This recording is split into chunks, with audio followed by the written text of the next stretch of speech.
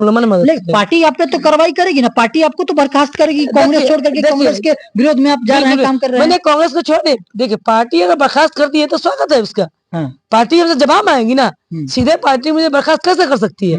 मैं भी पार्टी से पूछा, मैं तो अपन आपके फील्ड से पूछे ना, पार्टी ने ऐसा कैंडिडेट को क्यों दिया टिकट, जो कैंडिडेट को अगर कलम जिताते हैं तो जीतते हुए बीजेपी में चले जाएगा।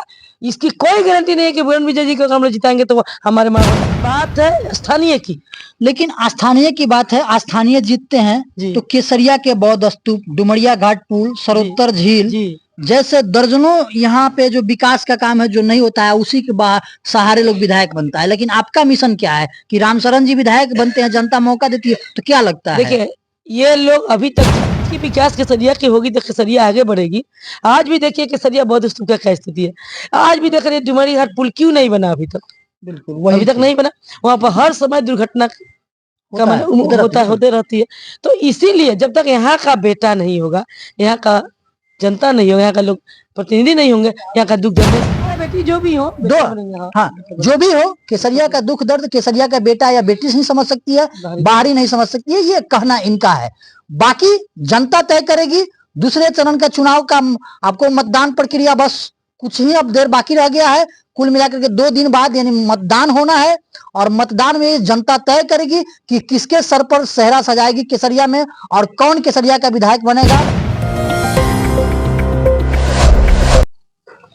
नमस्कार, इस वक्त हम पूर्वी चंपारण मोतिहारी के केसरिया विधानसभा में है, और केसरिया का लड़ाई अब दिलचस्प हो गया है क्योंकि यहाँ चुनाव मैदान में आधा दर्जन से ऊपर लोग हैं। लेकिन इस बार केसरिया का समीकरण कुछ गड़बड़ हो गया है।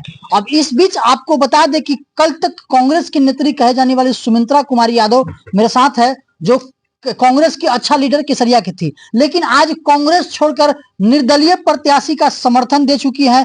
आखिर ऐसा क्या हुआ मैंने महागठबंधन में कि इनको निर्दलीय प्रत्याशी का सहारा देना पड़ रहा है, और निर्दलीय प्रत्याशी के साथ धुआंधार प्रचार प्रसार कर रही है, और चुनाव अब अंतिम दौर में है। पूर्वी चंपारण में 11 नवंबर को मतदान होना है। और आज बता दें कि हम जिस कैंडिडेट के पास खड़े हैं, यहाँ पे इनका नाम है आपको रामशरण राय, जो रामशरण राय किसी परिचय का मोहताज नहीं है। आप सब जान रहे हैं केसरिया की राजनीति में 90 की दशक से लेकर के अब तक वो लगातार राजनीति करते आ रहे हैं, लेकिन चुनाव वो एक बार नहीं जीते हैं।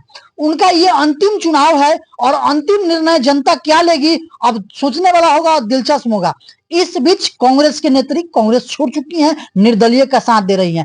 क्या मामला हुआ कि कांग्रेस छोड़ करके यहाँ आना पड़ा? महागठबंधन के प्रत्याशी है। तो बहुत बहुत धन्यवाद देती हूँ हम सभी की तरफ से। कांग्रेस आप भैया, कांग्रेस को हमने छोड़ा नहीं है जी। महागठबंधन के द्वारा जो प्रत्याशी हमारे केसरिया में दिया गया है जी, हकीकत में बात करें तो सभी जनता जानती है कि वो बीजेपी के हैं।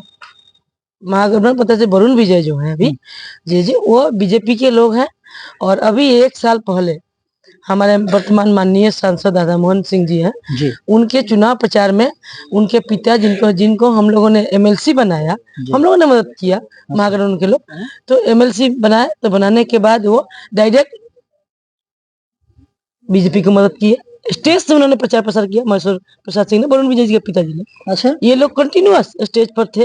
अच्छा, पीछे अभी 1 साल पहले जो एमपी चुनाव गया है। अच्छा, और अभी अगर बात करूँ तो केसरिया में 2 कैंडिडेट हैं, एनडीए से माननीय विधायिका हैं वर्तमान, और हमारे महागठबंधन से वीआईपी से। लेकिन आपको क्या लगता है कि दोनों कैंडिडेट जो है, एक महागठबंधन से एक एनडीए से जी, दोनों एकदम समझिए कि मैदान में है जी, और दोनों धल बन कल सब टोटल लगा दिए हैं जी, ठीक। क्या उस कैंडिडेट दोनों के बीच में आप लोग निफर पाइएगा? एक तरफ जन सुराज भी है।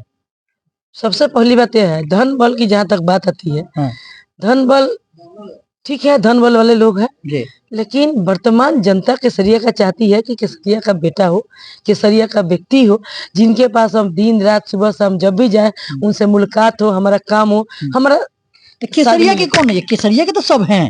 वरुण विजय जी केसरिया के हैं, शालिनी मिश्रा केसरिया के हैं, नाज अहमद खान केसरिया के हैं जी।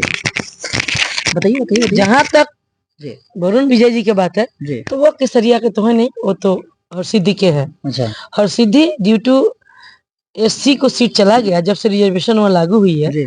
2 बार सबको पता होगा, पहले जो पिपरा से हमारे कृष्णनंदन पासवान जी थे वहाँ पर लड़ रहे हैं, विधायक रहे, तो वहाँ उनका रिजर्वेशन हो गया सीट, इसीलिए वो केसरिया में आ गए। लेकिन आप कहाँ तक सही कर रहे हैं कि महागठबंधन को छोड़ करके यहाँ आप लगातार? देखिए, हम लोग महागठबंधन छोड़े नहीं है। हाँ। हम लोग के प्रत्याशी को जिनको हम लोग साथ दे रहे हैं, हाँ। वो अगर जीतते हैं, हम लोग को जिताएंगे। हाँ। अपनी मेहनत करें हम लोग।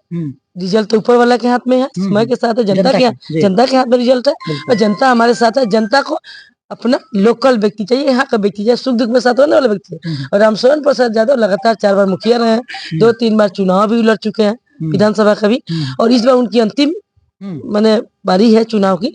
तो हम सभी जनता ने मिलकर तय किया है कि घर का बेटा है, केसरिया विधानसभा के बेटा है, इन्हीं को हम लोग मदद करेंगे। पार्टी आप पे तो कार्रवाई करेगी ना, पार्टी आपको तो बर्खास्त करेगी। कांग्रेस छोड़ करके कांग्रेस के विरोध में आप जा रहे हैं, काम कर रहे हैं। मैंने कांग्रेस को छोड़ दे, देखिए पार्टी अगर बर्खास्त करती है तो स्वागत है उसका। पार्टी हमसे जवाब आएगी ना, सीधे पार्टी मुझे बर्खास्त कैसे कर सकती है? मैं भी पार्टी से पूछे, मैं तो अपन आपके फील्ड से पूछे ना, पार्टी ने ऐसा कैंडिडेट को क्यों दिया टिकट, जो कैंडिडेट को अगर कलम जिताते हैं तो जीतते हुए बीजेपी में चले जाएगा। इसकी कोई गारंटी नहीं है कि बुरन विजय जी को हम लोग जिताएंगे तो वो हमारे महागठबंधन को करेंगे, वो तुरंत एनडीए सरकार में वो चले जाएंगे, ये हमें पूर्ण विश्वास है। इसलिए हम लोग आज अगर हमारे कैंडिडेट जीतते हैं रामशरण प्रसाद यादव जी, तो ये भी सीधे जाकर महागठबंधन को साथ देंगे, लालू यादव के कांग्रेस के साथ देंगे। बिल्कुल ये शर्त है, यह जनता में उन्होंने स्वीकार किया है, और हम लोग हैं, इसलिए हम इस शर्त के साथ हम लोग हैं।